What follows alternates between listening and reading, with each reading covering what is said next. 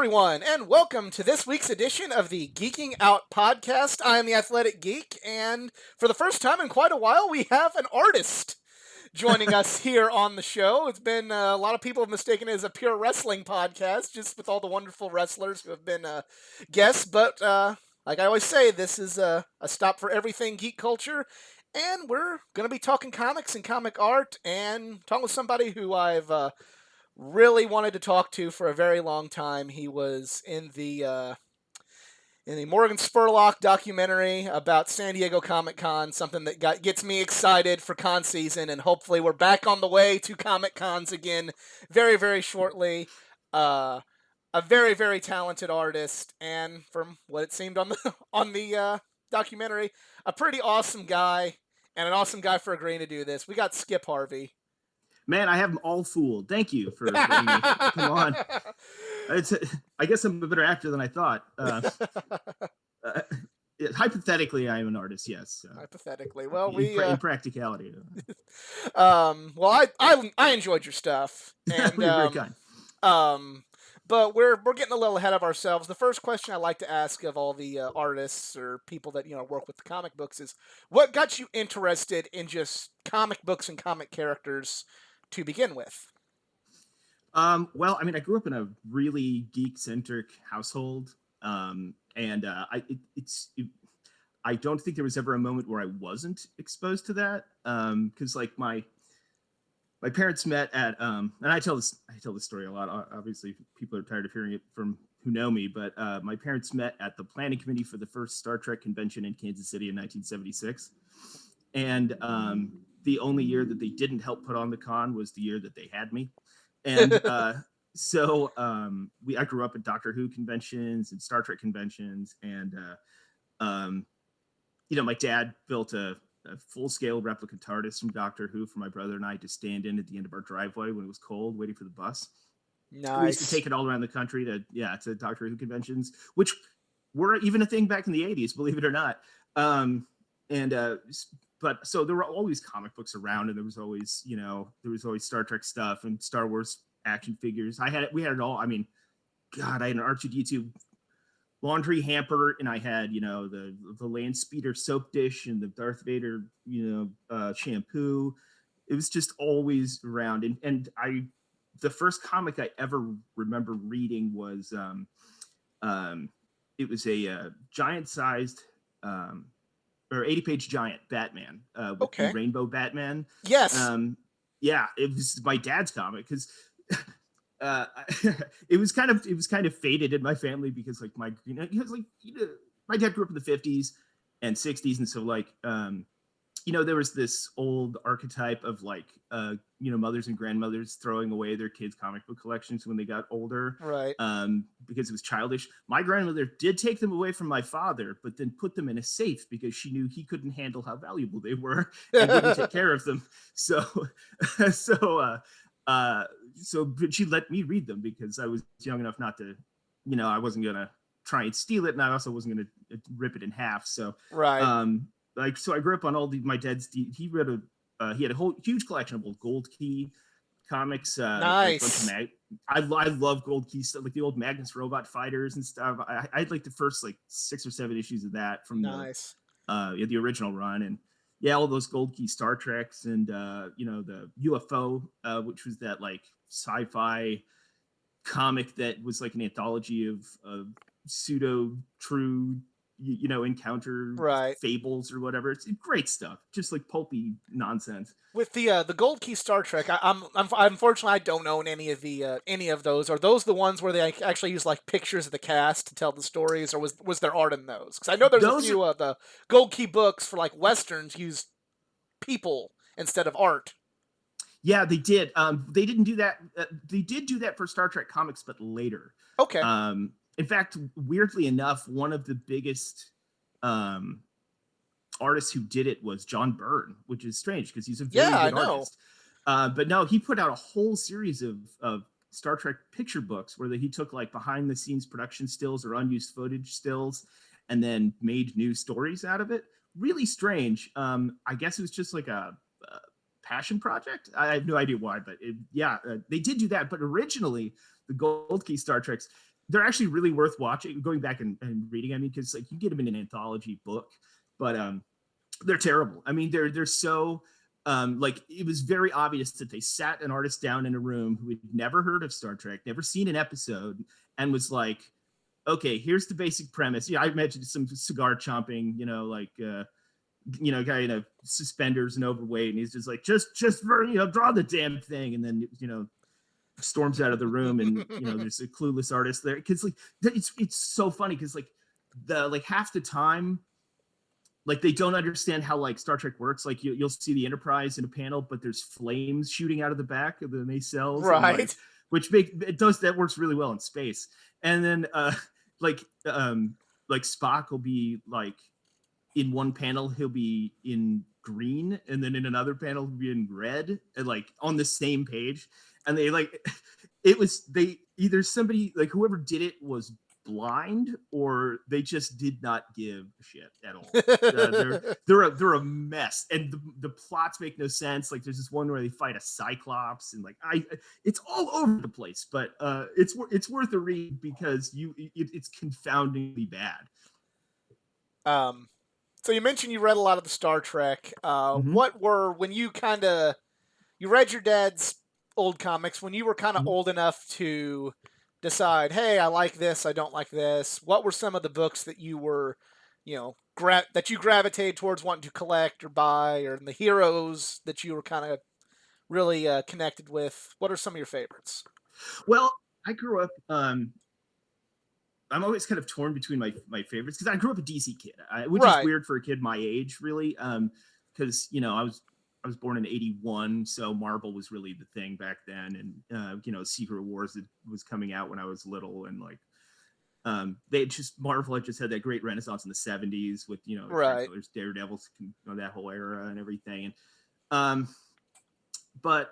I grew up a huge DC fan. I did genuinely read both DC and Marvel in equal amounts, but I gravitated toward DC because I liked I really liked Superman a lot, which sounds like a ridiculous cliche, but like if anybody who reads comics or hangs out, not to cut you off, I am so happy to hear you say that, because with my nerd friends, the fact that I just even like Superman, just basically like they want to take my nerd cord and rip it up and throw it in my face, because how dare you like that passe old piece of crap? right, like they just yeah, exactly. It's like if you grew up around you have comic geek friends, or you hung around a comic shop, it was not cool to like Superman. No, it really wasn't. He was the big blue Boy Scout, and and he was part of an older, like that whole crowd. When Marvel hit its stride, it felt like that whole thing was left in the dust, as out of touch. But like there's first of all, I will defend DC for that in that era, because DC Comics were legitimately stupid for a while in the 50s and 60s, but that was actually mandated by the federal government because of the Committee for Un-American, the McCarthy era, Langstrom, or what was his name, or now? Langstrom, yes, with the Seduction of the Innocent. Yes, that's the book. I couldn't think of it. Where Batman and Robin were obviously in a homosexual pedophilic relationship. Exactly, yeah. Because they fight crime. So and live together. And live well. Yeah. Well, there's a good Venture Brothers episode about that.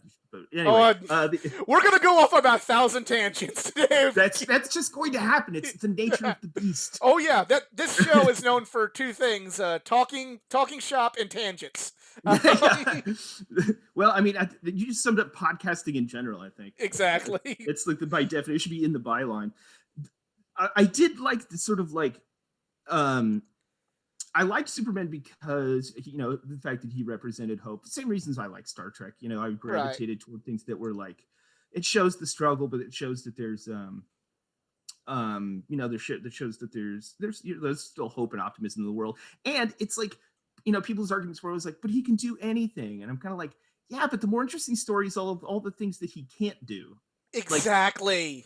Right? Because like Lex Luthor is a great villain for Superman because you can't punch corporate crime. I mean, I wish you could, but you can't just punch your way out of a white collar criminal. So like he, like it's a good foil, and his sort of like like when he has to make moral or ethical choices based on his beliefs, and like really has to struggle with that because he is the most powerful person in the world. Like he can't save everybody. How do you choose who to save? Like how do you choose where to be? And like those are great questions.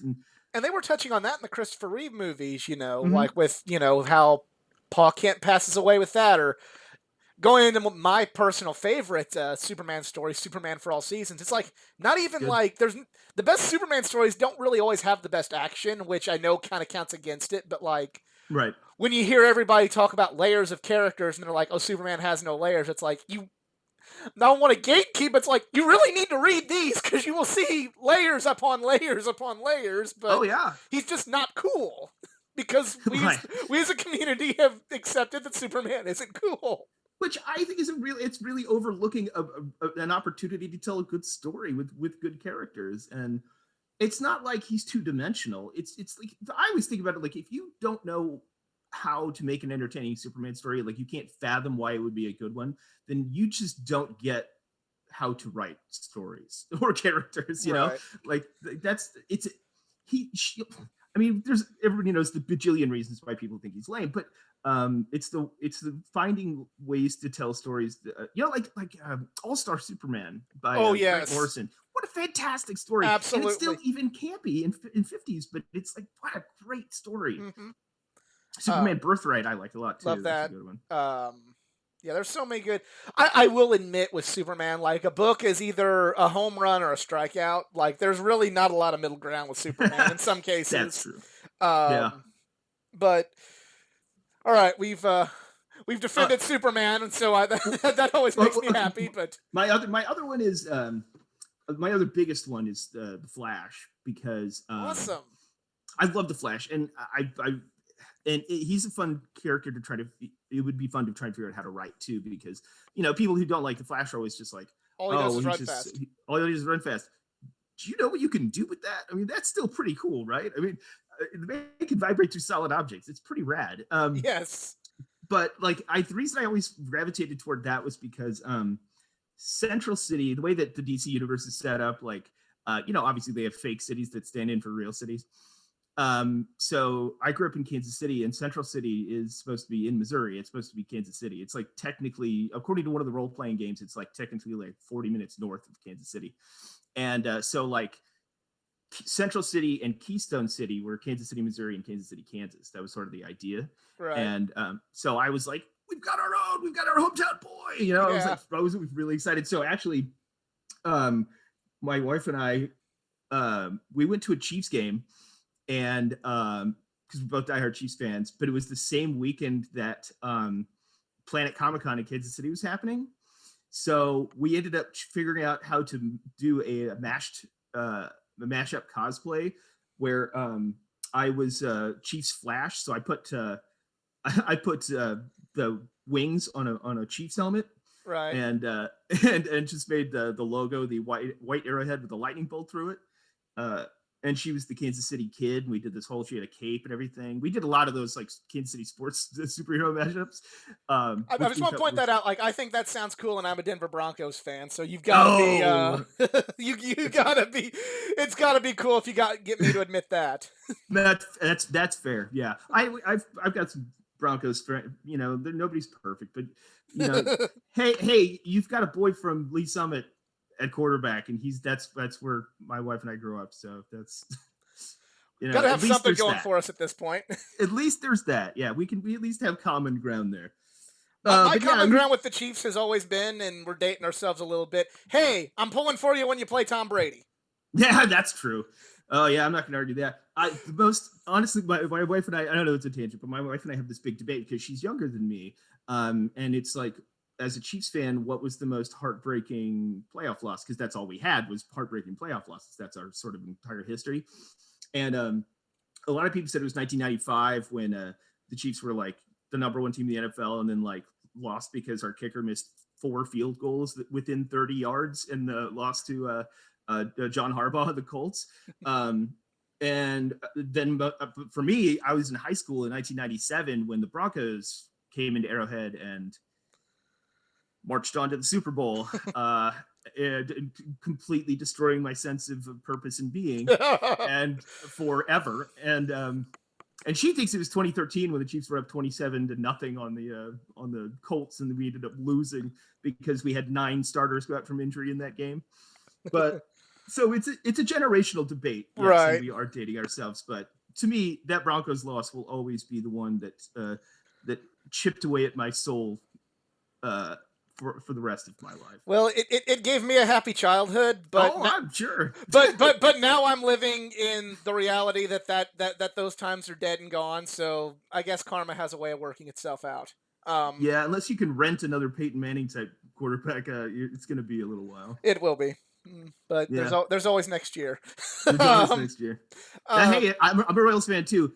Next year's the year. It's just going to be the year. That's our motto. Yeah.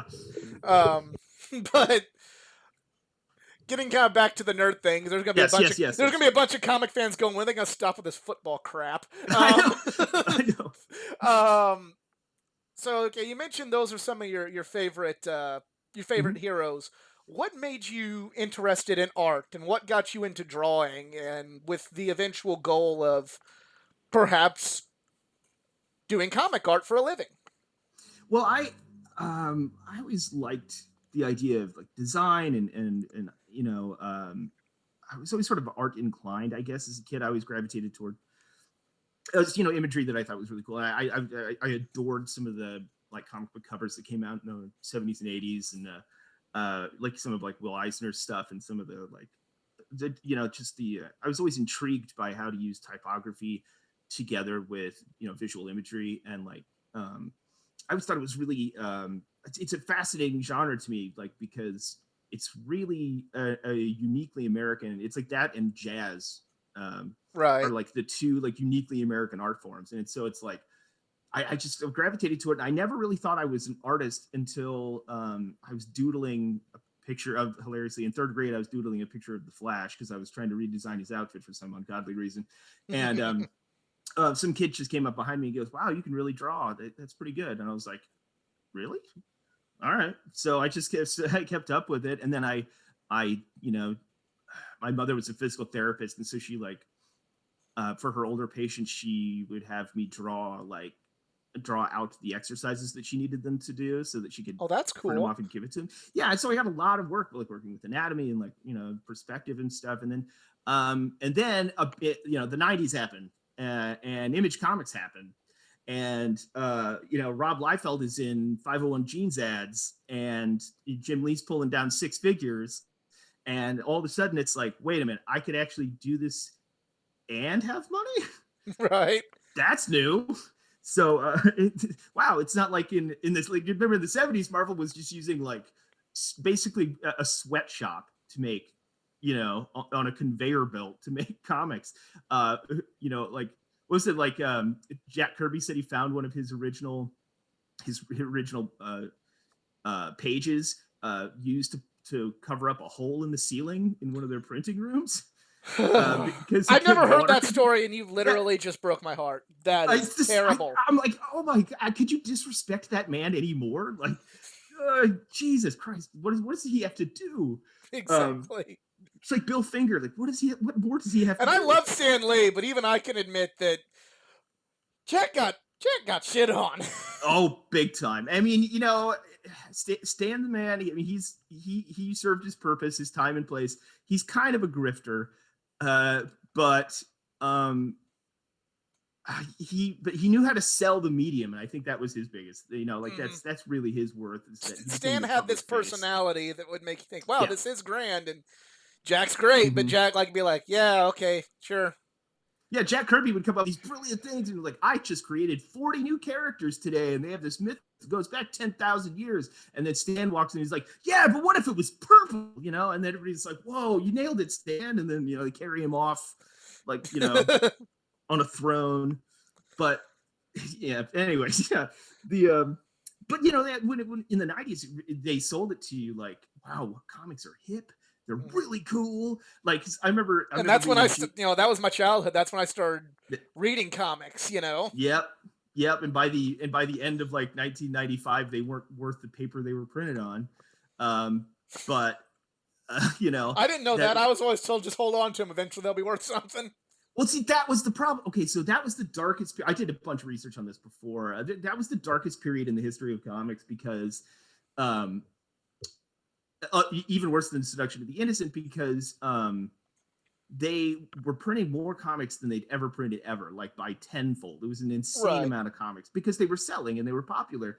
But the problem was they were like Images in particular was they were doing it all on speculation, and so they massively overprinted comics. Right. Like, Yeah. and even before Image, like Jim Lee's X-Men #1 way overprinted that Oh, book. I mean, that yeah, was the one where, like, whenever I was a kid, I found that we in my area we have the American Thresherman's. It's literally like a flea market with a bunch of like old tractors and mm, farmers market, but it's a flea market and there's comic books and old figures and sure, you know, I'm not really into the tractors, but I would like go look on right, all these comic books and they'd be like, yeah, they're $1 each, or they're, you know, 50 cents each or whatever. And I remember finding an X-Men #1 and I mm-hmm. was 8, 9 years old thinking, are you sure this is only 50 cents? Absolutely. I Oh, got I'm it. I sure. got it. Everybody, we're going to be rich. And then like whenever I'm old enough to like get the internet and all, I'm like, let's see how much that's worth. Oh, it's worth this $1.95 that says it is on the cover. Oh, Yeah, exactly. Yeah, I guess I'll yeah, and take it out that's and read it now. might as well just make sure you get all 4 covers. But Exactly. Yep. I actually knew because I worked in a couple comic book stores over the time, and I have friends that still do. And like when the first comic book store I ever worked at, the guy who owned it was like, yeah, that back then we were just using long boxes of X-Men #1 to prop the tables up because they didn't have room for them, but they couldn't like bring themselves to just throw them out. So they were just using them to stack things on top of, because there were thousands of them that just never sold. Right. And that was like the biggest problem. And so like in the early 90s, there was a period where like 60% of all comic book stores around the country went under in 1 year, Right. and like the entire industry like tanked. So that sucked. But I still read the stuff, even though a lot of that crap that came out later was, all the extreme stuff. Like it was Right. all terrible, but you gotta stick with it. Right. Um. So we mentioned, that's kind of how you got into your. Who are some of your favorite comic book artists? I know you mentioned, mentioned a few earlier. Who are like your favorite artists, and then what would you consider to be some of your influences as far as your art style is concerned? Hmm. Well, I I grew up reading stuff with the like the Denny O'Neil, Neil Adams Batman stuff was Oh really, really yes, influential. It's so great. Um, Denny O'Neil's from St. Louis, actually. yes. I got to meet him in 2015 Awesome. in at an Indianapolis Comic Con, and it was like right. And I think he didn't do many other conventions after that. He didn't look well at that convention, but I was Yeah, so happy I got to meet Denny, and so cool. Yeah, yeah.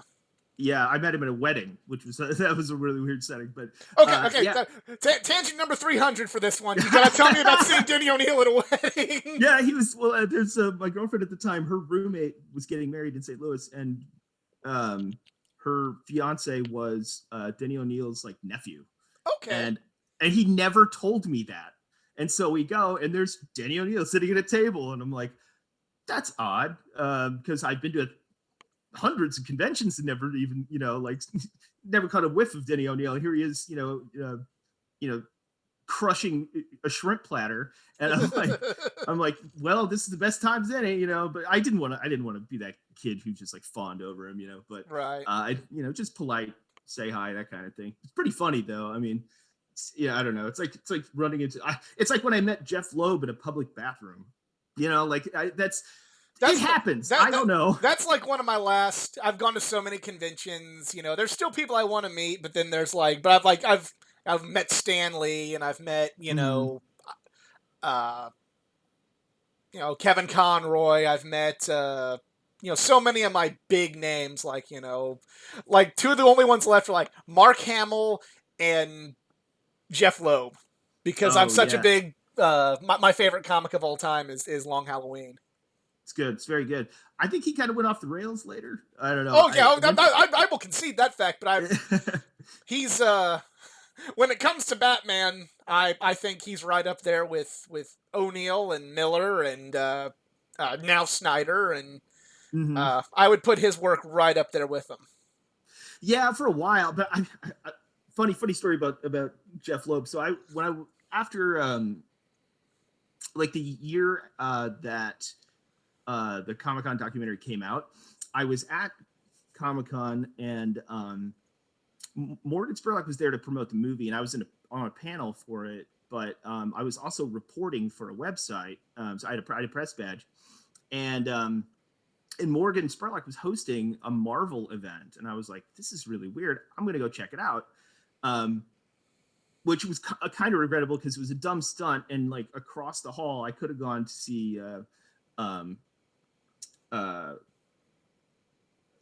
when what's his name? Anthony Bourdain was talking about his comic that he had just come out with, which sounds like a way better panel to be at. But anyway, so Morgan Spurlock did this thing where it was this stunt where he was to introduce a new superhero team, and so it was just these people, like actors that were cosplaying as like the Great Lakes Avengers. And because they had just relaunched like Squirrel Girl or something, and I'm like, okay, this is a nothing. What year was this? Just I think it was like 2012. Okay. Right. It sounds about right. And so I'm like reporting on it. I'm writing a story for it. I was writing for I think it was Bleeding Cool at that point. And I leave, I walk outside, and I'm like just like hanging out. And one of the like a higher up in Marvel comes up. I can't remember his name now, but he came up to me. He was like, "Yeah, I work for Marvel," and he had thrown together this project or whatever, the stunt that we did. And he's like, "Hey, I want to know your like honest opinion," because he knew who I was, and he knew I was also there with the press badge. And he's just like, "What did you really think about? Like, was that cool?" And I was like, "It's whatever. I get what you're doing. It's fine." I was polite about it, but then we started talking about how excited he was about launching like the new Marvel TV projects that they had been working on. And he's like, and I was like, "Yeah, but fortunately, didn't you just put Jeff Loeb on something?" And he's just like, because Jeff Loeb was running like he was the new division head Right. for television, and he's like, "Well, yeah, of course, he's got all the experience." And I'm like, "Did you see Heroes? Do you remember all the X-Men comics he ripped off for that second season of Heroes? Like, have you read anything he's done recently?" And I was like really adamant about it. I was just like, "I don't think this is going to work out for you." And he's just like, "Oh, come on. What are you talking about? He's got so much experience." And of course, he only lasted a couple of years doing that. And then he's gone because it didn't work out. But I was like, "Sorry. I wish I could have done more to keep him out." But because he ruined the Ultimates for me, and it really makes me mad. Right. Yeah, I know. Like, it's my when I stand up for Jeff Loeb, I have to go Batman and the Superman. For basically like DC Jeff Loeb is like awesome, but it's like '80s Frank Miller. It's like, this guy's great, and then like, oh wait, no, he's an asshole the whole time. Yeah, I know. Is Jeff Loeb an asshole? Do I want to know? He seems like a jerk. I met him like briefly, like we didn't really interact much, but I know when he went to the I think it was that year. It may not.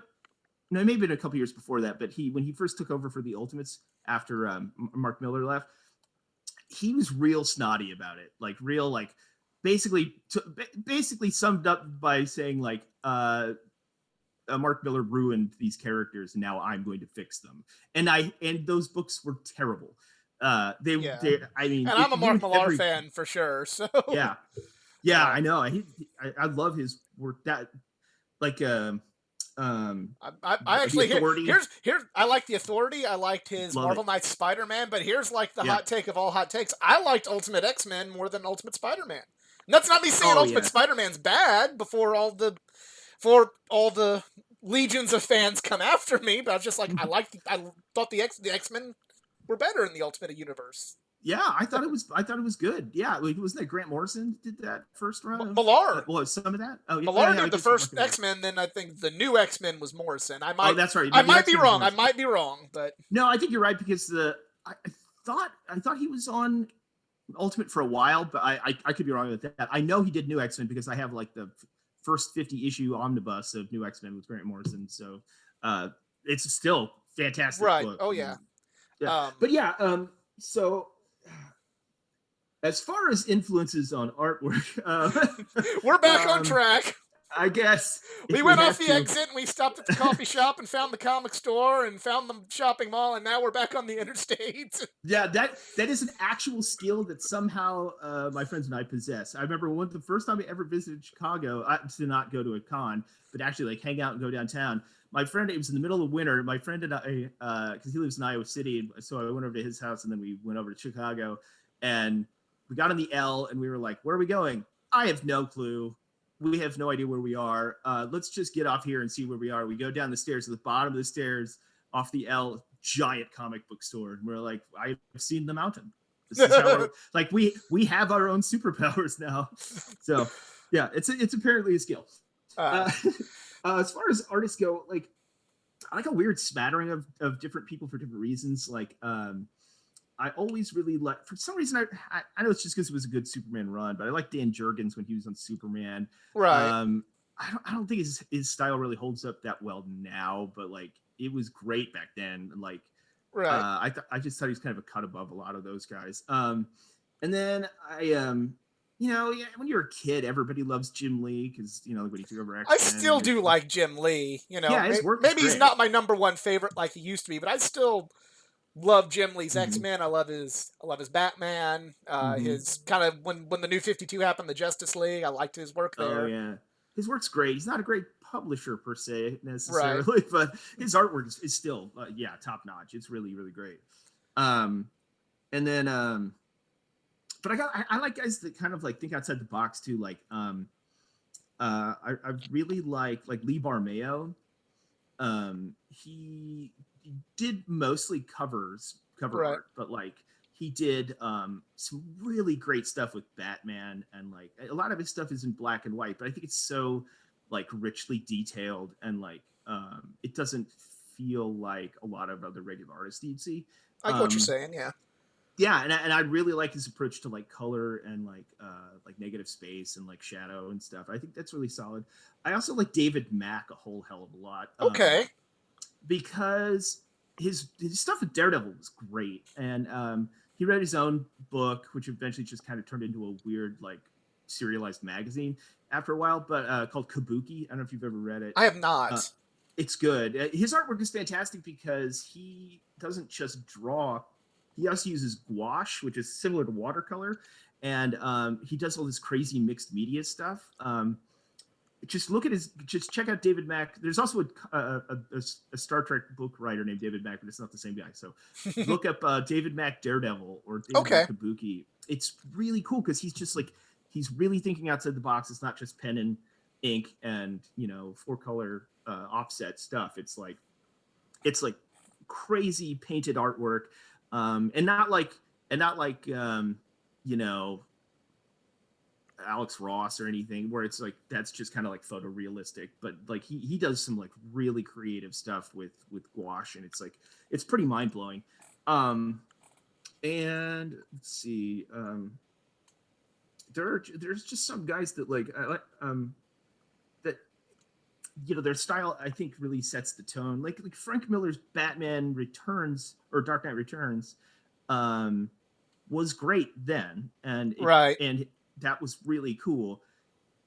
After a while, you could just see like the alt-right part of his brain eating away his ability to draw too. Like it's like by the time you get to like, well, I don't know, anything after like 1995, it's like did someone break your hand with hammers? What is wrong with you? Like, I lost kind of my, you know, all respect for, I shouldn't say all respect for Frank Miller, but I should say like his ability to write with All-Star Batman Robin, where it's like he put out garbage, and then when people Mhm. say it's garbage, like, oh, you guys not smart enough to know it's a parody? Blah. It's like, no, the only reason you say it's a parody is because it's garbage. People said Yeah, this is the best fucking thing I've ever read in my life. You'd be saying that's right, because me, Frank Miller, the best Batman because I'm a writer ever, did genius. it. You Right. know? Right. And like all that time that you thought he was like everybody gave him credit as like some sort of like female empowered like no, he was a misogynist as it turns out. You know Yes. how like you know how like he makes all these hookers look really strong? That's because he thinks all women are hookers. Like he's an asshole. Oh Like yeah. it's like you're like people are always trying to look into this like meta thing with Frank Miller and be like, no, see what you see, this is it. There's Right. nothing else in there. But you It's want to know the saddest part of the whole thing of all this? Mhm. We're bashing Frank Miller, but if they, you know, COVID lifts and at a local Comic Con there's going to be Frank Miller, guess who's going to be in line to get his book signed? Yeah, Guess that's who's going to true. pay that price? And you can't Yeah, see it, but I'm raising my hand. yeah, that's true. Yeah, Here I yeah, am. Yeah. it's your copy of your copy of Dark Knight Returns now. It's got a incomprehensible autograph and it smells like cheap whiskey and cigarettes. So mission accomplished. Authenticity. Exactly. Yeah, yeah, that Frank Miller, like je ne sais quoi. That comes through. Yeah. um, You really smell it and you're like, is that sexism? Is that are you racist? yeah. You can just smell it on Are it. you victim blaming people from 9/11? Is that what you're doing? Is this more anti-Islam stuff? That's great. Good. I'm um, so glad you get to write and draw. uh, Um, so but yeah, mhm, continue with your influences, guy. But I got another question. We're talking about people at conventions. I do want to ask you, since you've been in, you said going to conventions since childhood. What are mhm. some cool, just as a fan, experiences? We kind of had the whole incident with Jeff Loeb and everything, but who are some celebrities, be it chance encounters or ones that you do like I have to do, and that's pay your 40 to $140 to stand in line and get a selfie and a and a autograph. What are some cool stories from just conventions and meeting people at conventions for you? Yeah, that's cool. Well, like when I was a kid, I always thought it was the coolest thing in the world because like I grew up watching Doctor Who in like the 80s. And my dad worked at a public television station in Kansas City, and that was the only place you got to see BBC shows. Right. And so he would organize pledge drives, and he was really good at it because he would just bring out he would sign up the local Doctor Who fan club chapter to do the like late night. So during Doctor Who episodes, he would bring in people all dressed up in cosplay. And this is like 1985, 86, 87. And so like he always, they were really good at it because that. So like I watched all the Doctor Who all the time, hung out with all those people, and then we'd go to the conventions.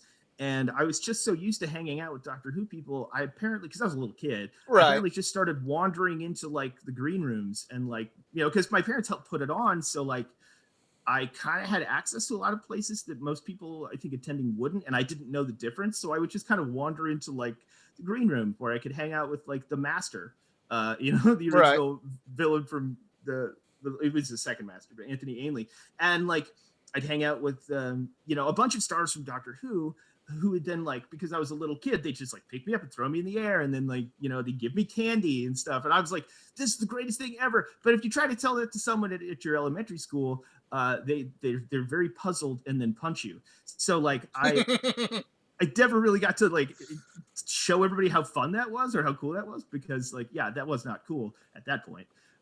Right.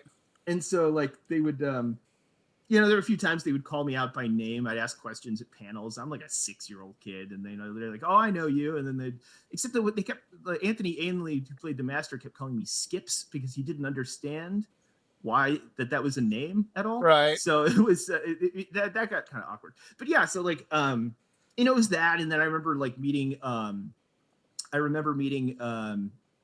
Walter Koenig from Star Trek in an elevator, and he was like wearing an all white like polyester jumpsuit.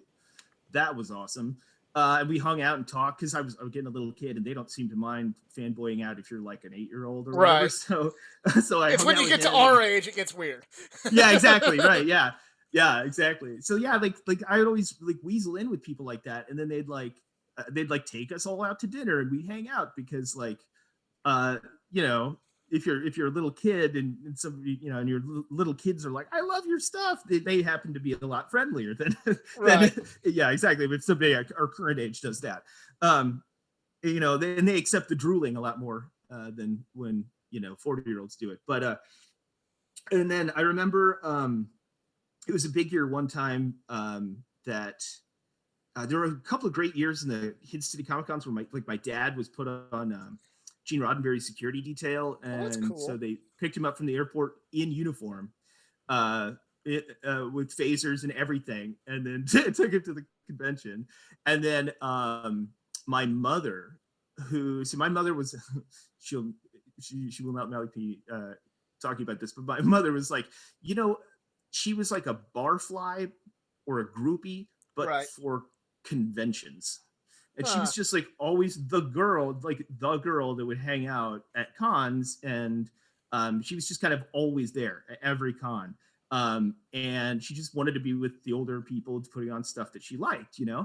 And so one time we were at a con and Jimmy Doohan, who plays Scotty, got real hammered and off asked her if she'd come up to his hotel room and was very insistent upon it.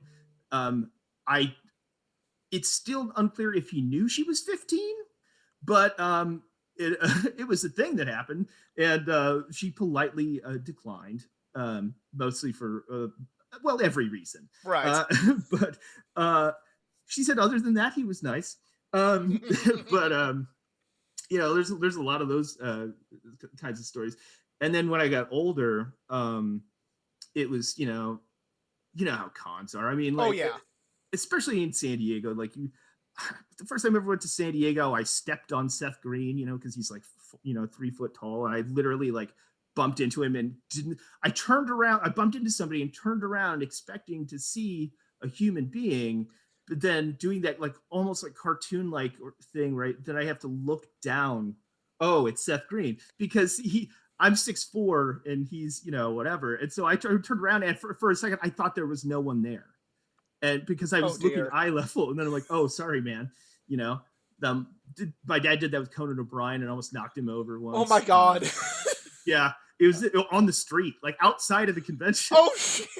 He was my dad was trying to run to a panel, and Conan was there with a bunch of people, and I don't think he recognized him at first. It just kind of plowed into him and like almost knocked him to the ground, which was funny. Uh, Stuff like that. Yeah, like I bumped into Jet. Most of the stories involve just if you've ever been on the floor in San Diego, if you're not bumping into somebody, then you're there on the wrong weekend because right. it's like yeah. I mean, it's like being at like a Costco on a Sunday, Right. and except at least everybody likes the same thing you do. So so you're always literally bumping into. I just bumped into Judd Apatow and almost knocked him into his wife because they were having a conversation in the middle of the walkway, which is a really bad place to be. It just to stand around and have conversation. But I've met a lot of celebrities at the cons and stuff, and the secret is to not like fanboy out Right. because they don't really care. Right. I mean, the nice ones are nice, but like most of the time. I think my favorite one was I was in New York once again for I went to New York Comic Con. I was reporting again, and the movie had just come out, the documentary, and I was actually I was hanging out with Holly Conrad. We were actually just like going out on the town, and we were like, hey, let's go see what we can, what kind of cool parties are going on because it was during the convention. So there's always usually something. And New York Comic Con is a way different beast than San Diego. Right. And so they do things a little differently. And so like I'm walking down the street, and Holly and I both are, and we see this club. It's got like this entrance goes downstairs, and up the street walks Joss Whedon, and who obviously knows who Holly and I are. And he stops and he waves, and then he goes into the thing, and we were like, oh, that's really cool. We saw Joss out here, and then like 5 minutes later, he comes back up and is like, hold on a second, and then disappears again, and then after that, the bouncer waves us all over, and he we all get into this this club it was supposed to be an invite only party for Legendary Pictures, and so we go in and we're just like hanging out in the VIP section with Joss Whedon and Felicia Day Oh wow. and Chloe Dykstra and then we're all just Joss Whedon and I go take shots and then get real hammered and just start we're just on the dance floor just like slam dancing with people and he was freaking out. It's like if Joss Whedon were so white that he could break dance, he would have been. And and and it's weird too because I was taking shots of vodka and so he's like, oh, I drink vodka. And he's like, but I only drink it when I drink white wine. And I'm like, who are you? What is happening right now? But I wasn't going to argue. I bought him shots of vodka. It's fine. But so we did that all night and got really hammered and then lost track of Joss and Felicia. But then Chloe Dykstra and people remember Chloe Dykstra. She used to date oh God, why is my brain not work today? From the Nerdist, whatever. Anyway, that guy started the Nerdist, who I also know. I don't know why I can't remember his name. But we all got really drunk, and she was like so she had like a YouTube thing, and she's a big cosplayer, like famous cosplayer. Her dad was John Dykstra, who did all the special effects for like like most major motion pictures back in the like 70s and 80s. Like he did everything from Star Trek the motion picture to the Sam Raimi's first Spider-Man. Like he's just like just a big wig, and so she always do these like elaborate cosplay videos. Anyway, she was kind of big for a minute. Chris Hardwick. Why couldn't I remember Chris Hardwick's name? So then we always it's funny you couldn't remember that because my inside joke when there's gonna be like 4 people that get this that listen to this but they're gonna think it's cool when he would do like we would always joke around like him being such a douche and like watching Talking Dead and stuff like we'd always say like he's a douche. We always jokingly call into Walking Dead, like Talking Dead, and be like, yes, why is the host such a complete tool? Like, I don't have anything against him, but we always just joke that, like, apparently the biggest tool in the world is Chris Hardwick, and we would. Yes, I've actually kind of got that impression, actually, yeah. So, like, I feel kind of bad. It's fun we couldn't remember him, because now there's going to be, like I said, only four of my friends that will go, this is hilarious, you could not remember who Chris Hardwick is with all the abuse that you would say about him. Yeah, I know, right? Exactly. Yeah, it's like, yeah. That's awesome. You can't remember why can't I remember my mortal enemy? Maybe that's the ultimate like brush off insult. Exactly. There we go. We're gonna go with that. Who are you again? Yeah. Who let you in here? And then we all got really drunk, and then Chloe Dykstra thought it'd be a really good idea to go get tattoos in Times Square, and so her entourage and me, just like wandering the streets of New York, looking for a tattoo parlor and couldn't find one. And so like her cameraman or whatever is like, I know this great place, this cool hip place we can go and hang out. It's like where all the people go. And he takes us to like some like Whole Foods type grocery store. And like everybody's just like, what is happening right now? And then we all just kind of were like, that's it. We're leaving. And then everybody just kind of staggered on home. We never got those tattoos, which I'm still upset about because I was willing to do it. I was willing to do it. But yeah, that was a really fun night with a lot of weird stuff in it.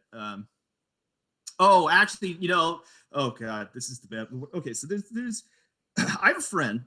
I used to have this YouTube channel. He and I started this YouTube channel that was doing pretty well for a while, and it was called Geek Pow, and I used to do live reports from Comic-Con and cons all over the country actually, and we'd interview people and like we'd get celebrity interviews and stuff, which was really fun because he worked for this this startup company that like they make ads for companies to put into like to insert into websites and podcasts and things like that. So it was a startup and it was out of Columbia, Missouri. So like I knew everybody, and it was it was basically just a really cool project. And so Um, but he's got this weird thing where he's like really gregarious and he knows how to get himself invited to everything and knows how to like somehow, I don't know, like I'll be in San Diego and like trying to meet up with him and I'm like, hey, where are you at? He's like, oh, I don't know, I'm drinking martinis on a yacht with the CEO of Disney. And I'm like, is that a thing that people do? I mean, is that like, how? And he's like, and that literally happened one night. And then I tried to like, okay, I'll come meet you. He's like, no, now I'm on the now I'm with the IGN party. I'm like, how? Who are you? It's so frustrating. And so he's also a freelance photographer for Rolling Stone magazine. And so he would always use that press badge when we'd go. And so he got us all. I already had my press badge, but he had his for Rolling Stone. And he's like, he thought it would be a really great idea to say he was with Rolling Stone so we could get interviews with much more famous people and that I could interview them. And at first that sounded like a bad idea. And then it was, because we booked these interviews with them thinking that he was officially a Rolling Stone photographer and that I worked for Rolling Stone as a reporter, and we did not.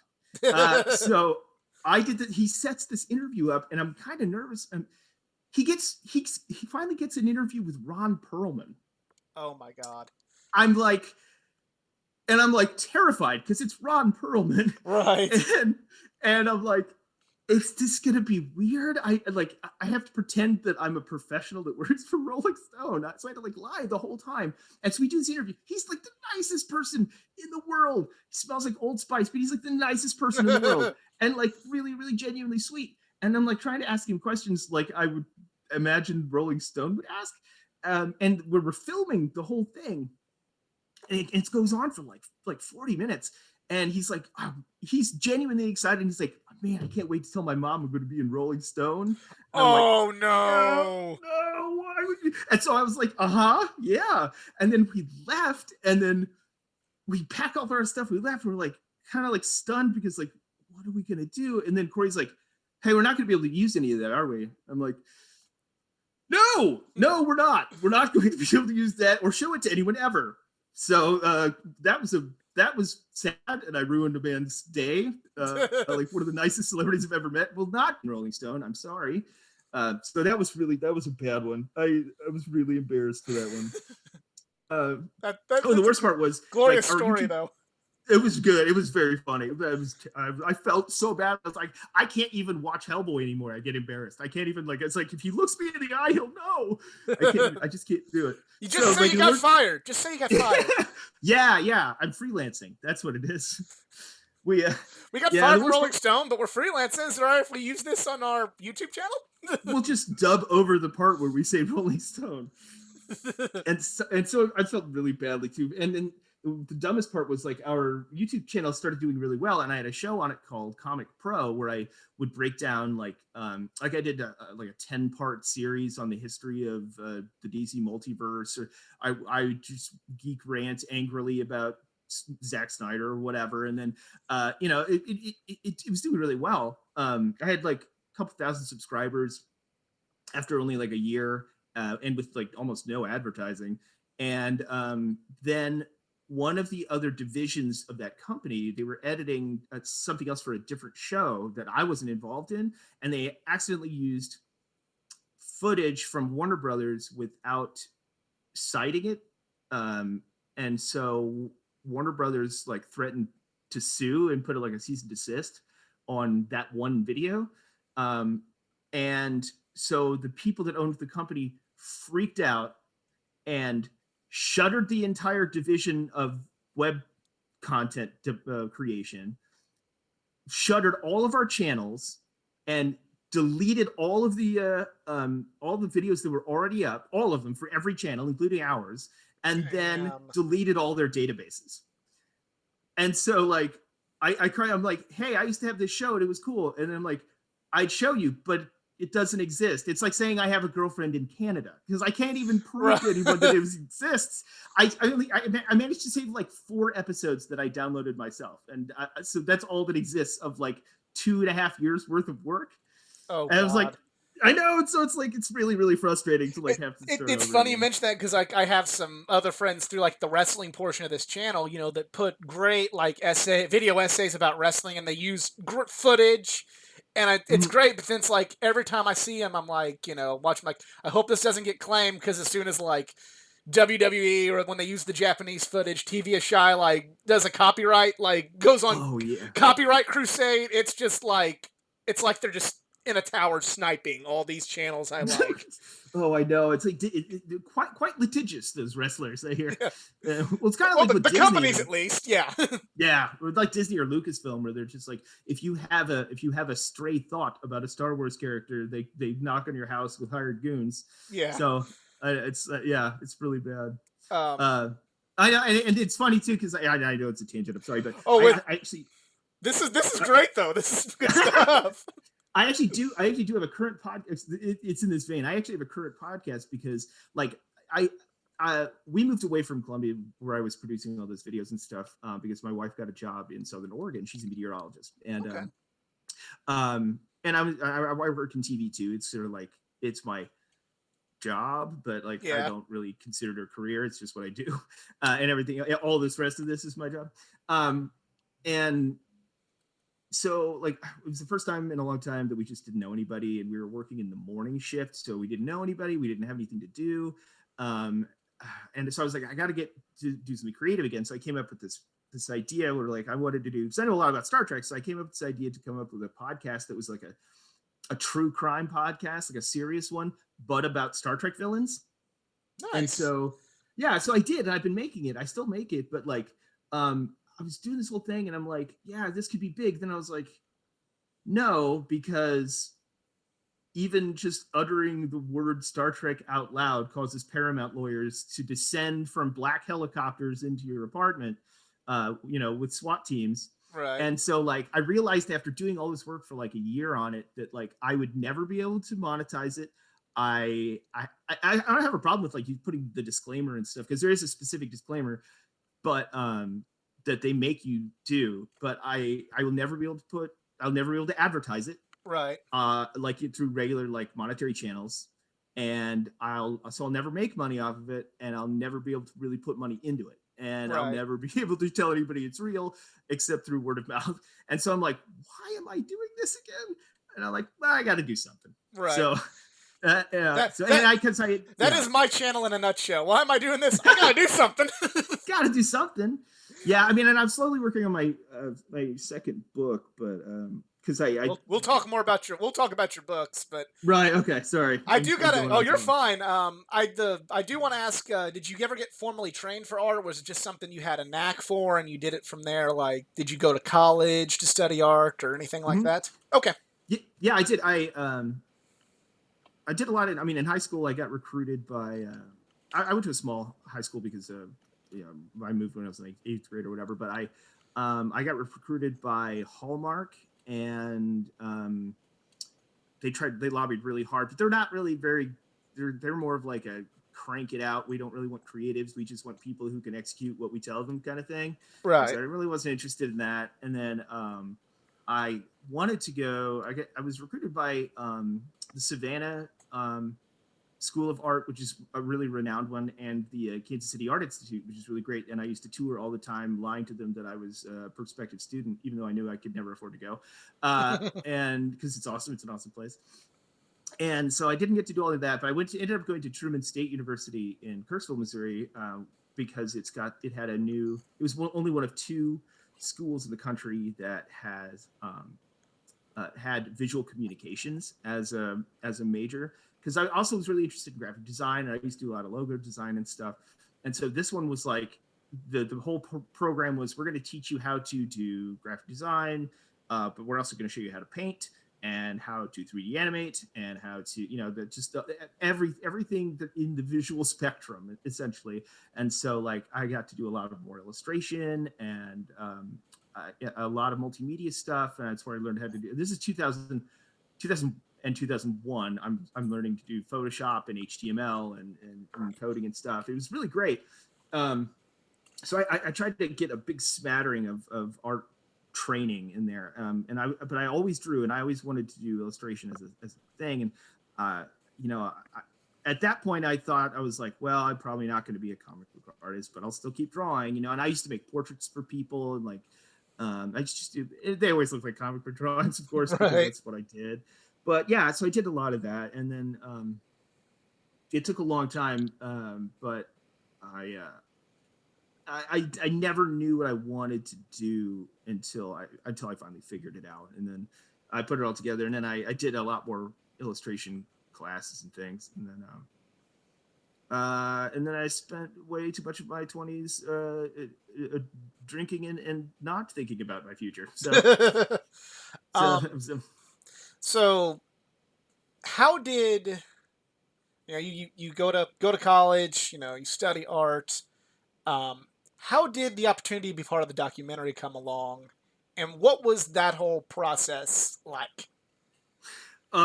well, so like um, I saw online um, that Harry Knowles at Ain't It Cool had posted back when people still went there, had Mhm.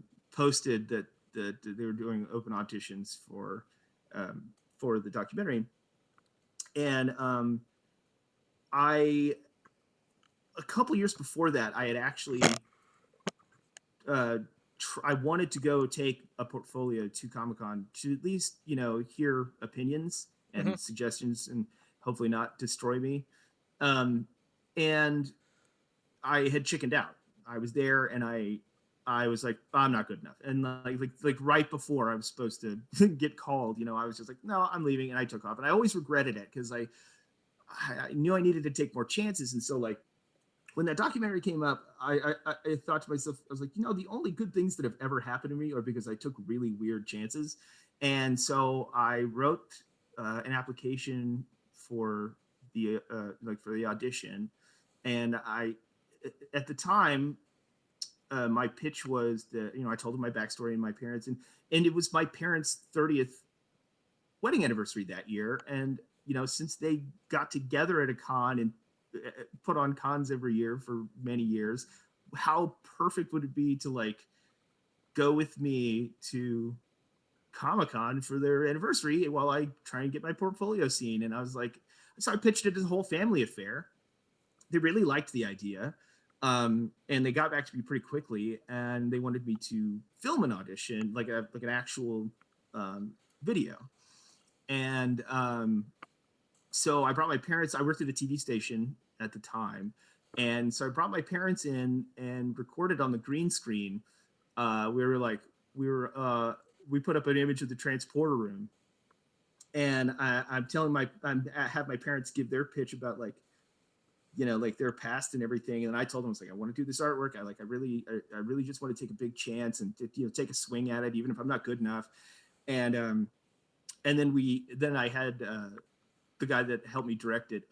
He had his beam out at the end with special effects and everything on the green screen. And I and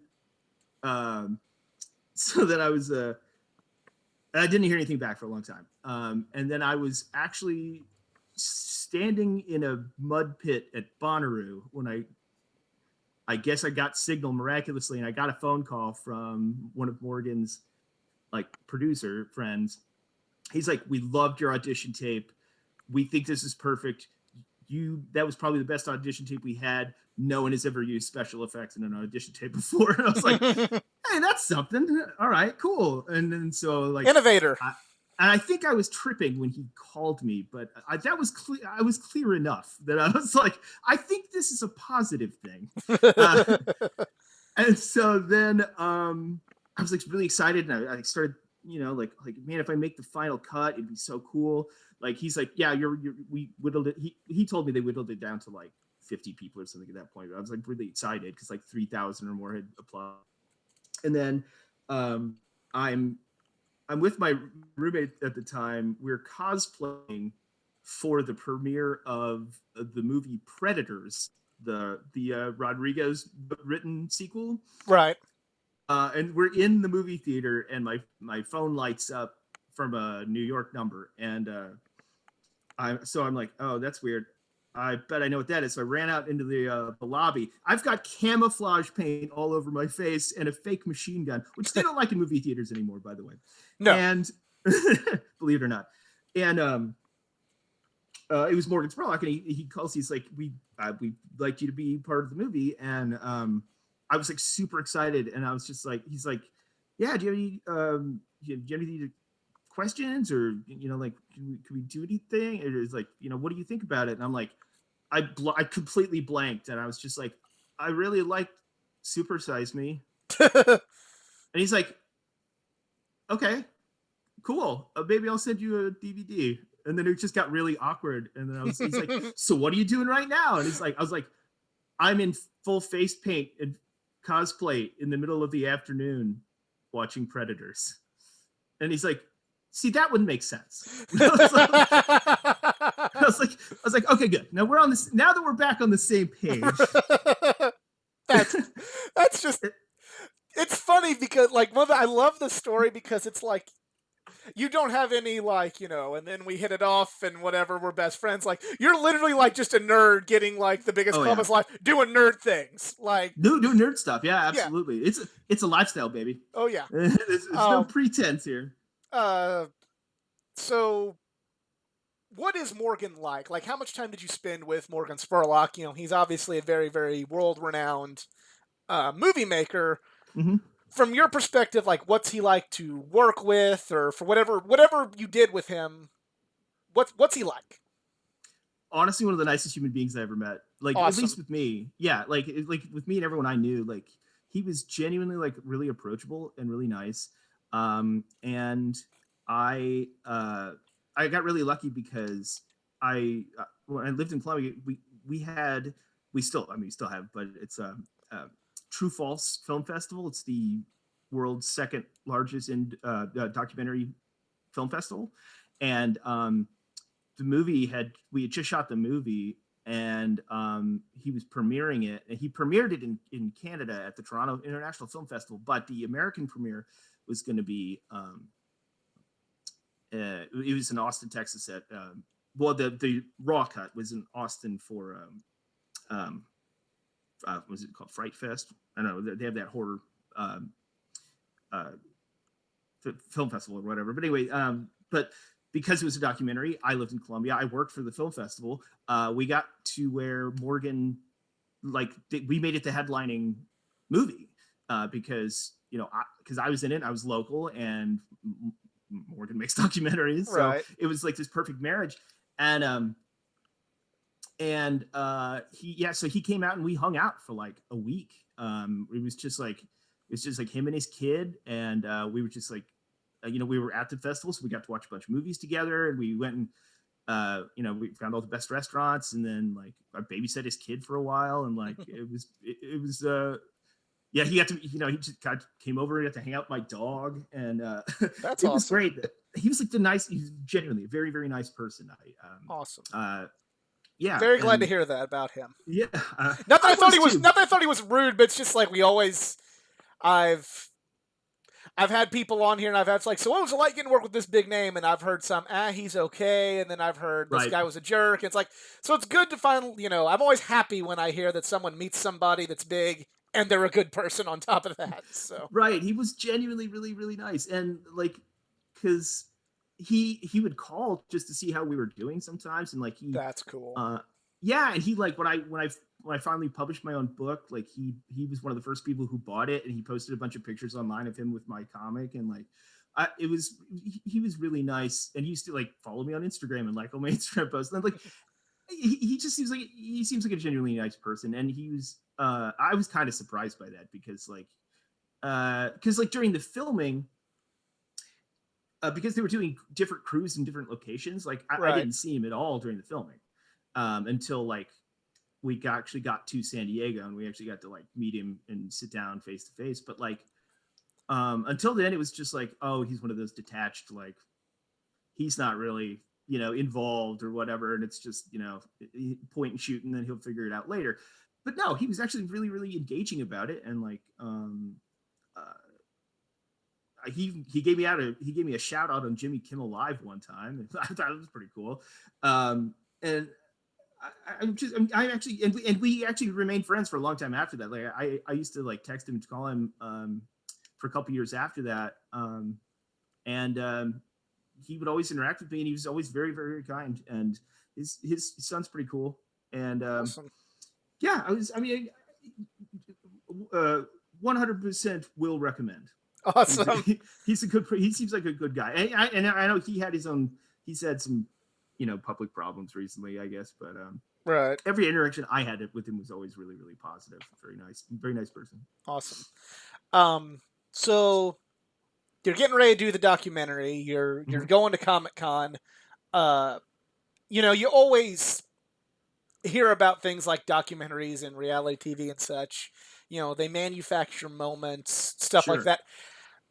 How much, because we were really, especially thing I remember the most about. There are two things I remember most about that documentary. You, and because I watched it with my girlfriend at the time, thinking, wouldn't that be the best thing to ever happen to us? Like with the couple that was there. Yeah. And we were really on that emotional journey with you.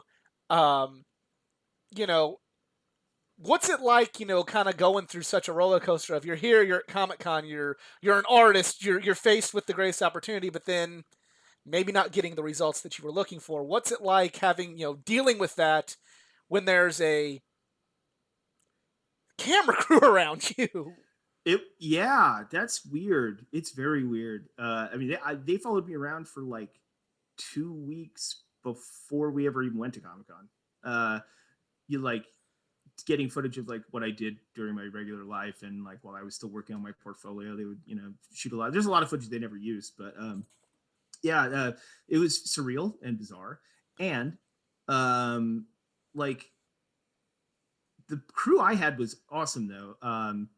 Like my cameraman was one of those guys that works on like Ghost Adventures and stuff, and Okay. he kept talking about how he used to hang out in Dracula's castle, and like our sound guy, like because my dog was like 5 weeks old at the time, so my sound guy kept dog sitting for me while we were Aw. doing stuff.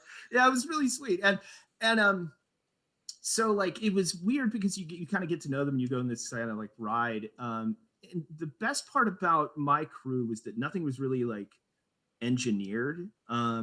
They really just seemed to like they didn't know what the narrative was going to be with me, so they kind of were like, let's just follow. And like every time I'd say something that they thought was, I don't know, like soundbite worthy, then they'd the producer would like ask me more questions to see if that was like an avenue to go down. But other than that, it was mostly just like really just following what happened. On the other hand, I know that not every crew is like that because Holly Conrad and I are friends, and like we her thing when they were filming all that all the costume contest stuff. The only crew they could get for them was Morgan had a friend that makes a bunch of reality TV, Right. and so that crew, when they were following them around, they would do something and something would happen, and then they would have them do it again to get another take. And it's like, that's not what a documentary is. That's what reality TV is. And they said they Right. were really annoyed by that because it was like by the end, depending on what take they would use, they'd be like, well, that's not really what happened. Like they just kind of invented this narrative. And it wasn't Morgan's direction. It was like each crew had their own like thing. So like Gotcha. their thing wasn't as genuine as the other, I think some of the other ones. Like I think some of the events that happened in my section, because I actually talked to the editor herself, came and asked me if she thought if she represented the situation fairly, which actually I think more editors and directors and people should probably do. Um, Right. and I was like, no, I think you captured it. Some of the events that happened were a little bit out of order, but the spirit and the tone and the actual emotional roller coaster, all completely genuine. When yeah, so like when I was like really, really jazzed, and I was like really excited when I was going through all the portfolio stuff, and I was extremely nervous, and it was really nerve wracking. And then it was just this like slow, deflating letdown to like the high that I was in, like getting a chance like this, and then this just like this Mm. like a souffle, just like completely bottoming out. And then it's embarrassing, but like when I was on camera and I kind of walked off. I bawled my eyes out. I went and I hid. I think I hid in like a panel that I knew no one would be in. It was like the anniversary of Prince Valiant or something, and I just went and sat in the back and cried my head off for like Aw. half an hour. And then I immediately like I did it so the crew couldn't find me. I was totally hiding from them. And when they finally caught up to me, I had snuck into a panel by Brian Michael Bendis on how to break into the comics industry because I was trying to make it look like I was like, I'm still trying. See, I'm not at all devastated by the events of today. So so then that kind Well, of that's what. happened. Like, if it wasn't for you going to that panel and them shooting that, that's what gave me some hope. Hope, like that's like didn't completely and totally break my heart too. Watching the whole documentary, it's like he's still trying. Yeah, I did, and I did try, and this never made it in the movie. And it's genuine. I was really heartbroken, but I definitely, I mean, I wasn't ready to be a professional, but I did want to hear, you know, and you know, like artwork, you do have to work every day. It's true what they say. I mean, the more work you put in, the more, you know, you will get better. It will happen. It's hard to believe sometimes, but all the cliches are true. But I remember the most heartbreaking thing for me, because like they were kind of clear with me, like after all that happened in that last day and like the really emotionally weighty part of that whole thing. um I remember just feeling kind of deflated and like and then they told me, they're like, well, we don't even know, you know, we can't even guarantee you're going to make the final cut of the film. Are And I you was just like, really? serious? After, yeah, I was like, even after all that, really? I think they just didn't want to, like, because they didn't know how it was going to, the narrative was going to like shape out at that Right. point. And so like, if they're like, well, if it's too long, we may have to cut this, we cut that. And then, so like, they were like, we just can't promise you anything. And, and then I was like, oh, okay, well, that's fine. At least I tried. And then like, um, we get all the way back to Missouri and I check my email, and um, apparently I didn't know this, but Marvel Comics knew about the documentary and they had set up a special interview with me. I was supposed Really? to interview with the art directors at Marvel, and I didn't get the email until I got home. Oh. And I was like, fuck me, god damn it. I was like, I don't know if this could get any worse. And so like I was like really, really, really disheartened. And I didn't hear back from the the the movie or anything. I mean, I was still drawing, and I was still like, I still tried to put together a portfolio, and I like reached out to some companies, and you know, I sent out some stuff, and I actually got to do a couple of like, you know, like one page like inserts in a couple of smaller publications, which was really cool. But I didn't hear back from them about the movie for 2 years. Oh wow. Um, I found out I was in the movie because I was at Comic Con and ran into Morgan Spurlock on the floor and just asked him. And he was just like, "Oh yeah, totally, yeah, you're great. It's looking really good." I was like, "Wait, you're saying I'm actually in the movie?" And he's like, "Yeah, yeah, totally." And he's like I was supposed to know that somehow. And so like I was like, yeah, I was like Super Saiyan out all of a sudden. You know, it's just like, we can do this now. And then which was really, really great. And then yeah, so I you know, I just kept working, and um the after the film came out, it was cool because I got in touch with a couple of, you know, a couple of companies reached out to me. It was kind of heartbreaking for me again, though. It was kind of a nonstop struggle with that, because like I really wanted to draw and I really wanted to do this, and like this one company was like, "Hey, we like to give chances to you know, struggling or newer artists, and so we just want you to, and like we've got this project in mind," and we're like, it was like a comic book adaptation of a Canadian sci-fi TV show. Okay. And uh they're like, "Here, we'll give you a script. It's an Ed Brubaker script, for Casanova, but you can't read the comic. You just have to draw what you think this script should look like. And I was like, cool, awesome.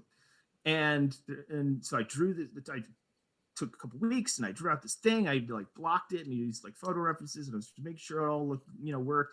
And I sent it back to them and never heard back ever again. And I was like, that's not a good sign. and then I was like, okay, well, I guess I got to keep trying. And then like, I know there's this one comic book company out of St. Louis that had me do like I think it was a cover or maybe it was an insert for like the back, but it was like a fan art, like 1 page, one-off thing. And that was really cool. That was very kind of them. But then after that, they showed the documentary later that year in 2012, or maybe it was early 2013 at the St. Louis Film Festival. And so they asked me to come out there because it was just a 2-hour drive. And so I went out there and they did a Q&A and they had introduced the panel and everything. And after the movie, this guy walked up to me and he's like, hey, I'm a producer and we're putting together this pitch to HBO about a guy who's a struggling comic book artist, and trying to like, it's the whole like angsty post-college, but a struggling artist angle, I guess, which is a thing. And he's like, well, we really want to cast somebody who can act and draw. And I'm like, well, I was in a documentary, so I don't know if that's acting, but I was like, I've been in front of cameras, so that's fine. And so he's like, yeah, it'd be really cool. Like, we'd like to see if you want to audition for it. And like, I'd be moving out to LA and like maybe get my own TV show, which would be crazy. And I was like, this is the greatest news of all time. And I went and I looked up who it was to make sure he was real. I was like, yep, he's an actual producer. He actually, pitches shows. He's also a part-time actor. He was an extra in a bunch of, and character actor in a bunch of Star Trek episodes. And I was like, this is great.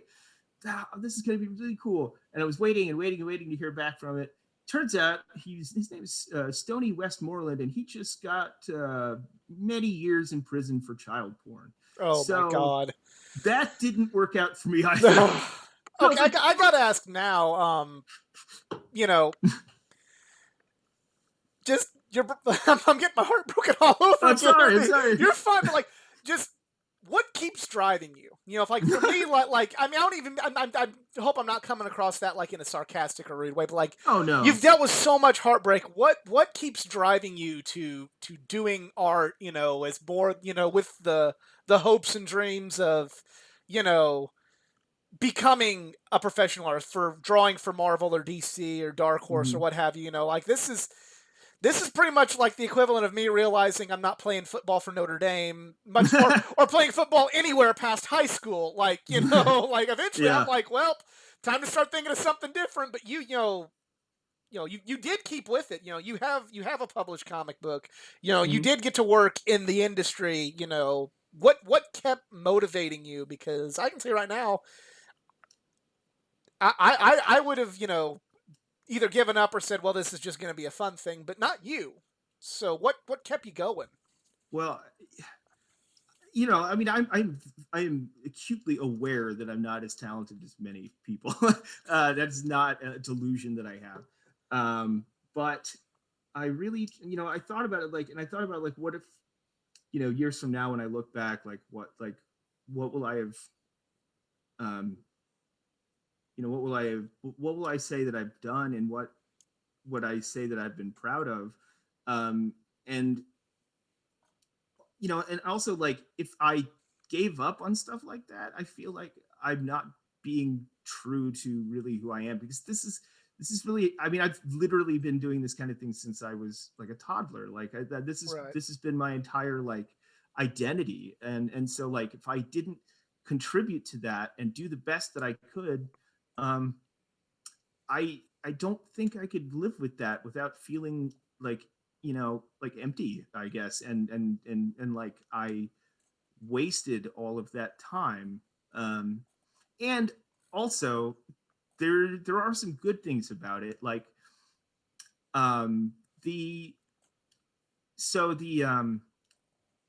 the University of Missouri during the summer, they do a special program for high school juniors, um, called the Missouri Scholars Academy, where they come in and they do like this is the stuff you might study in college, and they show them what college is like, and then they have, they have classes, but they're mostly like fun. Like there's like, so I got invited to talk at one that was about comic book history and comic art, and the guy that asked me like showed them the documentary, and they're like, I lived in town, so he's like, why don't you come over and talk to these kids. And it turns out like, so I did that, and I talked to them, and it was really, really sweet because they were all like, I want to be an artist, and they were very much like looking for advice on how to, like, what to do, and how to keep up, like not to be discouraged. And I kind of thought, like, if I can help even just one kid in the future achieve that goal, even if I don't, at least that means that it all meant something. And Right. so, I did that for like 2 or 3 years in a row. And then the guy that ran the class was like, he was actually putting together a paper based on the class for his PhD. And because while we were doing that and we would talk about that, the kids that tended to go to that class in particular, a lot of them were like, they came from abuse backgrounds, or they were LGBTQ, and they didn't know how to tell their families or what to do, or like where they fit in. And so it came out in their artwork, and we realized that like the number of kids that like were like, like either during the course of the class came out to their friends and family, or started talking about like abuse or their past. It got to the point where we decided to turn it into a comic book art therapy program. Awesome. And yeah, it was really cool. And so like he did this really great paper on it, and then like all these kids like seemed to like, I would sit down and do critiques, and it was like, the prompts would always be like, talking about like, like what they, why they didn't feel like they fit in, or like what's your happiest moments, or what are your saddest moments, or what are your motivations to want to do stuff like this, or like what are these, what are these kind of these stories and these icons and these things, what do these mean to you? And we'd have them read stuff like Persepolis, and then talk about like, like what kind, this kind of storytelling, like how it can help them, like what is it that appeals to you out of these kind of stories, and then like why do you feel like you relate to these kind of things. And we ended up turning it into a paper, and then I ended up presenting um, a big report on it at Comic-Con, in the because like they actually have educational stuff at Comic-Con, believe it or not. It's really, you wouldn't think it, but they actually do. There's like this thing where teachers come and they do like, this is how I integrate comics into our curriculum or whatever. And so That's I got cool. to, yeah, so I got to go speak, and it was great because I had a bunch of audio clips of the interview. It was all with consent of the kids and stuff. Like we didn't do that to them, but like, Right. so we went and presented the artwork, and a lot of it's really heartbreaking, like the stuff that a lot of those kids go through, that feel like, the ones that don't feel like they fit in, or they don't know what to do. And so like, um it ended up being really therapeutic, and I think we ended up helping a lot of kids, because I ended up seeing a lot of those kids later go to Mizzou, and then like I'd run into them, and they're like, you really helped me get through some stuff, or you made me want to be an artist. And it's like, well, I don't really deserve all that kind of credit, but like I'm just, That's awesome. I'm That's really just awesome. glad that, yeah, it's like if I could just, I don't have to succeed as much as I still think I still think it works, and I still think it's important, and I still think I've done something if someone else does, because they went through something similar, that or I can help them overcome something by what happened to me and what I do. So that's really the important thing. So that's what keeps me doing it. Like, yes, self-expression is really important, because like, I think that's the only way to make real art. But like, um, I also want to keep doing stuff like that, so that maybe there will be a really famous art. Maybe someone will write the next Mouse or the next, well, I mean, I don't want the conditions that led to Mouse to ever happen. Oh, But no, you know no, what no, I mean? no. But yeah, I get what you're No, saying. maybe someone will write the next Watchmen, or someone will write the next, Persepolis, or something, like, but not including genocide in any way.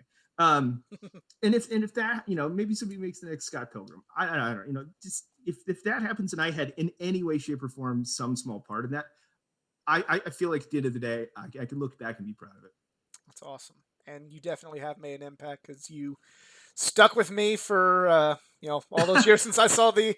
And if it wasn't for a friend of mine who I interviewed through wrestling, just saying, "Hey, just ask people," and I'm kind of thinking like, "Well, who would I like to talk to?" And I'm like, just ding, like I remember that Comic Con documentary. I wonder what he's doing. I wonder if he Yeah. still are doing stuff. Let me reach out. And the fact that you actually took enough time out of your schedule, you have a job, as do I. You have a spouse, as I don't at the moment. But Yeah, it's still kind of new. to literally just talk for a what is a very, very microscopic portion of the YouTube nerd community really Hey, shows what kind of an impact you can make. So thank you very much. you're very kind. I Thank you. want to talk to you about your new projects, but I feel like that could be a whole nother episode if you ever have a free time in your schedule again. Yeah. I did want to ask, before we started recording for the cover photo, you sent me a picture to use as the cover photo. Just explain that picture real quick, and then let us know where to find you and what you're working on. So plug my pluggables. Well, I that picture, honestly, that's just a random sketch when I was working on my comic Dilettante, which you can get on Amazon or Lulu.com. I will post links. Oh, you're very kind. I the entire premise of the book is that for the longest time I didn't complete a project like that because I didn't know what story to tell or how to tell a story. And after a while, it became kind of like there was sort of like this epiphany where I realized that the struggle to create is the story. Like that's a story that people need to hear, because anybody who's ever produced or created anything goes through that, and they don't know what like they doubt themselves, and they doubt like that they have a voice of their own or a vision of their own. And so I realized like that kind of is that's kind of, I don't know, the best story I knew how to tell was the struggle of telling a story and trying to find your place in the world and your place in like in self-expression and how to express yourself. And so like, and I have a lot more to tell about it, I think, because like I was kind of planning on making it a trilogy. We've been moving around a bit, so it's been the damn real world ruins projects like this. Curse you, human society. So yeah, so that became the story for me, and I feel like if anybody gets anything out of it, and it's just passively readable, then I will have succeeded, and that's awesome. And that's the biggest goal. So and yeah, you can get it on get it on Amazon. I don't know, I can't remember which one's the higher quality. One of them is sort of like, one of them's on glossy print. It looks a lot better. The other one's kind of like almost newsprint. But you can get it either place. And I kept trying for the longest time to get. I started a Patreon for it, and the money's still sitting there because I'm still hoping one day. But I was going to try and print a big run of it on my own, and then just try and pitch it to stores like on consignment. But it's like it wasn't quite enough money to get like the bulk printing that you have to get to get a decent price. But I'm just still hoping that it's that I can still do it. That's something point. if we can get you back, that's a whole other can of worms I'd love to talk to you about. It's just like trying to get stuff like that, printed, because that's like, I know it's hard, but like I don't think I could even fathom it. You know what I mean? Yeah, totally. I mean, it's still a process I struggle with, and I still get a lot of spam emails from Chinese printing companies, all the time. They're like, well, where'd you go? We can offer you 5,000 copies of this for $10 million. I'm like, can I just let me just look at the How about numbers first? $10? We'll Yeah, start like, there. can you just do it for me, please? Yeah, so I've still got that money sitting in an account waiting till I can actually apply it to that. But in the meantime, I kind of have been, planning a second book because a lot has happened since. I mean, it's only been. I mean, I finished it in 2016, but it feels like 30 years have gone by since then. Right. So, yeah, I'm gonna try and do that. I also have like I said, that Star Trek podcast that in no way, shape, or form will ever make money for any reason, called Memory Gamma. But Okay. it's an exercise. It's a listen. So if anybody likes Star Trek lore out there, some of them are funny. And I also do episodes where I explain the technology of Star Trek, the Awesome. Trek things you should know.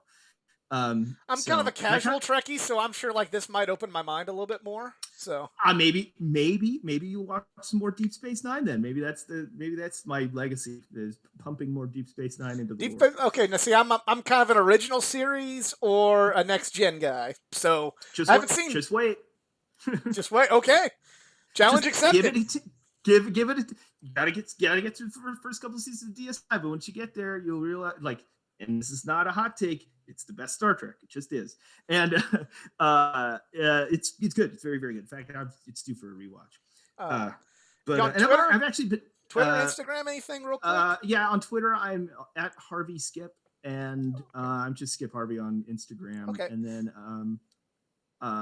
Memory Gamma's got Twitter and Instagram too. So didn't mean to cut you off a minute ago. Finish your thought there. No, I'm the one that's been, Well, we could do a whole nother. We could talk for another hour and a half about just everything. I really appreciate you taking the time not only to sit and chat, but to also just help me out. Always wanted to talk to you. Always was kind of hoping you were still doing conventions or something, and you'd come to the area at some point. And I would love to. It's just, there's the plague or whatever. So it's been kind of like because I went to cons. I go to 2-3 cons a year, and like my goal was after I published my book, if I had enough to print, I was gonna go finally just get a dealer's table and like just sell it myself and see who could do, like see if anybody was interested. But like, yeah, then the world ended or whatever. So it's been kind of hard to pick up pieces from that. I don't want to jinx anything, but I'm keeping hope. I'll just put it that way. Yeah, me too. Let's hope this all goes back, or at least, I mean, let's just hope the new normal's at least livable and almost as fun as the old normal. And makes room for comic book conventions to exist. Yes, please let that happen. I can't do any more virtual cons. Same here, but thank you to Mr. Skip Harvey. Thank you for inviting me. Thank you to everyone for taking a listen. If you enjoyed, please give it a like, share, subscribe for more content, not just from the world of comic books and comic art, but from the world of pro wrestling, gaming, anime, and all things geek culture. Be sure to check out his book. Be sure to check out him on social media. The links are in the description box below. And follow me on social media. Facebook.com/AthleticGeekA9. Twitter, Athletic_GeekA9. Instagram, AthleticGeekA9. And if you'd like to help this channel out financially, I am on Patreon. But also hit him up on Patreon because we need a run of this book printed. Yeah, that would help. And a lot of the people that gave me money a while ago are very patiently waiting for their copies. So. But thanks again to everyone. Thanks to Skip Harvey. We'll see you all next time.